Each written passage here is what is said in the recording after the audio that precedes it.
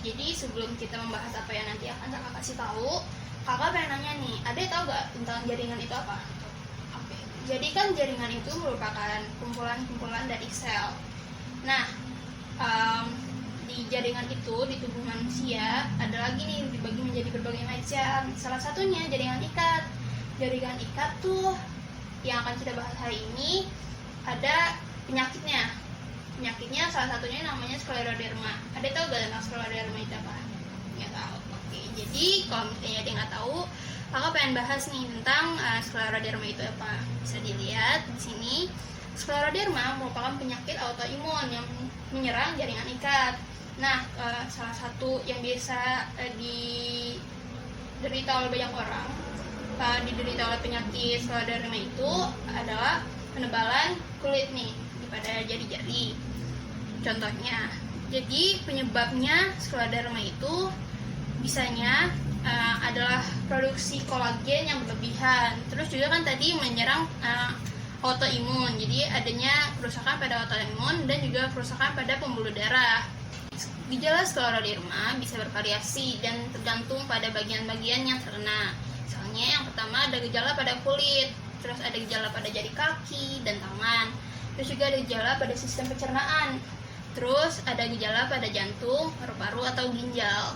Nah, bisa dilihat gejala pada kulit nih, orang yang menderita skleroderma hampir semuanya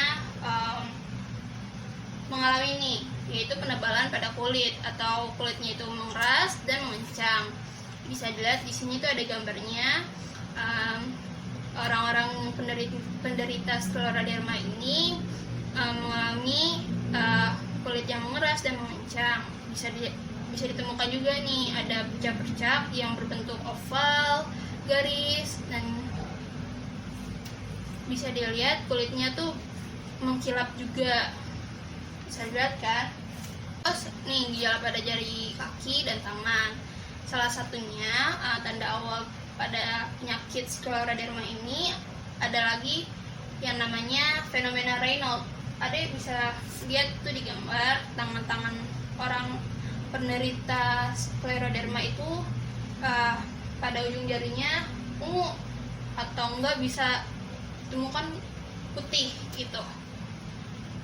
Nah, ketika fenomena Raynaud ini terjadi, jari-jari tangan atau kaki penderita akan berubah warna menjadi kebiruan atau mengalami mati rasa. Nah, tapi untuk fenomena Raynaud ini bukan cuma diderita oleh para penderita skleroderma aja, jadi orang-orang lain tanpa penyakit skleroderma ini juga bisa mengalaminya. Terus gejala pada sistem pencernaan, skleroderma itu juga ada yang menyerang ke sistem pencernaannya. Tapi tergantung pada bagian yang terkena. Nih contohnya, gangguan pada kerongkongan akan menimbulkan gejala berupa sensasi dada seperti terbakar. Jadi kerongkongannya nyeri atau sulit menelan.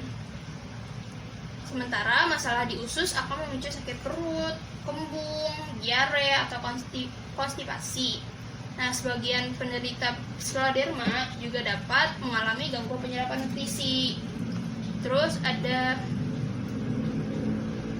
komplikasi-komplikasi skleroderma. Dari komplikasi itu ada yang ringan dan ada juga yang berat nih. Yang pertama yang terjadi di paru-paru. Jaringan parut pada paru-paru menyebabkan berkurangnya fungsi paru-paru yang mempengaruhi kemampuan untuk bernapas dan toleransi untuk berolahraga. Jadi ada itu kalau misalnya amit-amit menderita skleroderma, nanti bisa mengalami tekanan darah yang tinggi dari arteri ke paru-paru. Nah, di sini ada ginjal. Saat skleroderma mempengaruhi ginjal, kamu bisa mengalami peningkatan tekanan darah dan peningkatan kadar protein dalam urin. Efek komplikasi ginjal yang lebih serius dapat terjadi seperti krisis ginjal yang melibatkan peningkatan tekanan darah secara tiba-tiba dan gagal ginjal. Terus ada di jantung nih komplikasinya. Nih di jantung, jaringan parut pada jantung dapat meningkatkan resiko detak jantung yang tidak normal dan gagal jantung yang kongestif. Hal ini menyebabkan peradangan pada selaput membran yang mengelilingi jantung skleroderma juga dapat meningkatkan tekanan di sisi kanan jantung dan menyebabkan haus. Terus kamu tahu gak sih cara mengatasi skleroderma itu kayak gimana? Jadi itu sebenarnya skleroderma sampai saat ini belum ditemukan obat-obatnya, tapi bisa diatasi untuk mengurangi yang makin parah. Nah, jadi belum ada yang benar-benar bisa sembuh dari skleroderma. Jadi yang bisa dilakukan adalah penanganan rutin dari dokter. Jadi kita ngecek selalu ke dokter, menjalani pengobatan dan perawatan. Selain dari pengobatan dan perawatan itu, ada juga nih yang dilakukan untuk mengatasi skleroderma, yaitu ada terapi dan operasi. Nah, tadi kan kamu tahu ada penyakit fenomena Raynaud. Kamu tahu kan tadi ada fenomena Raynaud yang tangannya ungu itu. Nah, kalau misalnya kamu mengalami itu, tindakan untuk pencegahannya bisa yang paling pertama tuh meminimalkan dingin. Jadi kalau misalnya kita mengalami fenomena Raynaud itu bisa dicegah dengan menggunakan sarung tangan, jadi agar tangannya tetap hangat. Pokoknya lebih mencegah ke udara dingin gitu loh kalau misalnya fenomena Raynaud. Terus juga merokok itu juga memperburuk dari fenomena Raynaud itu sendiri. Terus tuh ada juga obat yang bisa dikonsumsi dan paling ditoleransi dalam saluran kalsium antagonis. Misalnya ada obat adalat, Norvax, Velodur, dan diltiazem. Nah, tadi kan ada juga nih, selain pengobatan dilakukan terapi. Nah, terapi fisik atau terapi okupasi juga dapat bantu dalam mengurangi nyerinya penyakit itu, memperbaiki kekuatan dan mobilitas tubuh, mempertahankan kemandirian pasien untuk melakukan kegiatan sehari-hari. Jadi kan orang yang menderita penyakit itu juga susah untuk bergerak. Jadi dilakukan terapi untuk mengurangi agar orang itu bisa melakukan aktivitasnya sehari-hari. Terus juga ada operasi nih, operasi untuk mengatasi komplikasi skleroderma. Nah, itu merupakan cara terakhirnya. Jadi ada beberapa pilihan untuk melakukan